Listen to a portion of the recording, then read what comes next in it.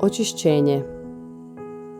Poškropi me izopom da se očistim, operi me i bit ću bijelji od snijega. Psalam 51, 7. Ti si griješnik. Ne možeš se iskupiti za grijehe svoje prošlosti, ne možeš promijeniti svoje srce i učiniti se svetim. Ali Bog obećava da će sve to učiniti za tebe kroz Krista. Vjeruj tome obećanju. Priznaj svoje grijehe i predaj se Bogu. Odluči da mu želiš služiti. U trenutku kada to učiniš, Bog će ispuniti svoje riječi koje ti je uputio. Ako vjeruješ obećanju, ako vjeruješ da ti je oprošteno i da si očišćen, Bog to pretvara u stvarnost. Čini te potpunim, kao što je Krist oduzetom čovjeku dao silu da hoda kada je povjerovao da je iscijeljen. To je tako ako u to vjeruješ. Ne čekaj osjećaj da si upotpunjen, već reci vjerujem u to, to je tako, ne zato što to osjećam, već zato što je Bog obećao.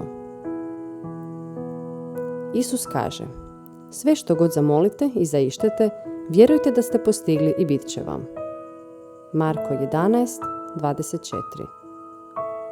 To obećanje dolazi pod uvjetom. Trebamo se moliti u skladu s Božjom voljom, a Božja je volja da nas očisti od grijeha, da nas učini svojom djecom i da nas osposobi da vodimo sveti život.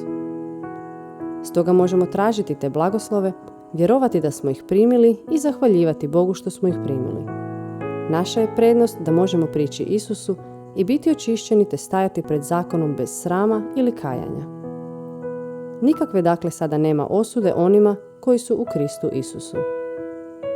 Rimljanima 8, 1. Od sada više niste svoji, jer ste kupljeni uz cijenu. Niste otkupljeni nečim raspadljivim, srebrom ili zlatom, nego dragocjenom krvlju Krista, jaganjca nevina i bez mane. 1. Petrova 1, 18, 19. Tim jednostavnim činom vjerovanja Bogu, Sveti Duh je začeo novi život u vašem srcu.